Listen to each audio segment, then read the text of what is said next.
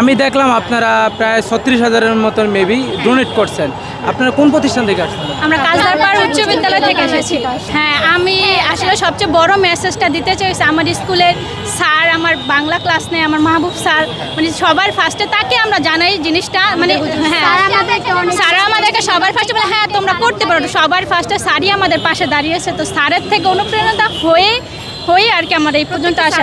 প্রত্যেকটা sir madam আমাদের পাশে ছিল, আমাদেরকে অনেক সাহায্য করছে যে না তোমরা করো, ভালো কাজ করতে। আমার স্কুলে হেড স্যার সহ আমাদের স্কুলের সভাপতি যে আছে সবাই থেকে অনেক ভালো একটা সহযোগিতা পেয়েছি, এই জন্যই আর কি এতটা করতে পেরেছি। না হলে আসলে এতটা করা সম্ভব না আমাদের মতন ছোট মানুষের।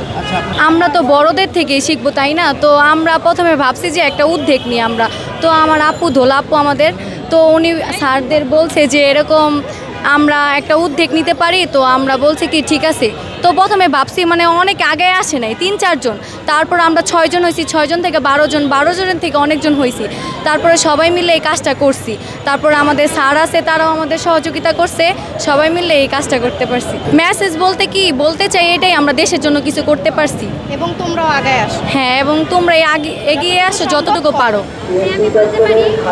মানে ওরা যতটুকু সম্ভব আমাদের মতো এই ছোট ছোট কাজগুলো করুক, এবং ওরা হয়তো বা আমাদের থেকে শিখবে। তাই আমরা বলতে চাই ওদের উদ্দেশ্যে আর কি, ওরা যতটুকুই পারুক আমাদের মতো এরকম সাহায্যে এগিয়ে আসুক। এটাই অনুপ্রেরণা হলো গিয়ে আমার সিনিয়র শিক্ষক, তারপর আমাদের এই যে ভাই বোনেরা, আমরা তো দেখেছি তাদেরকে দিতে, তাই ওইখান থেকেই আমাদের এই অনুপ্রেরণা।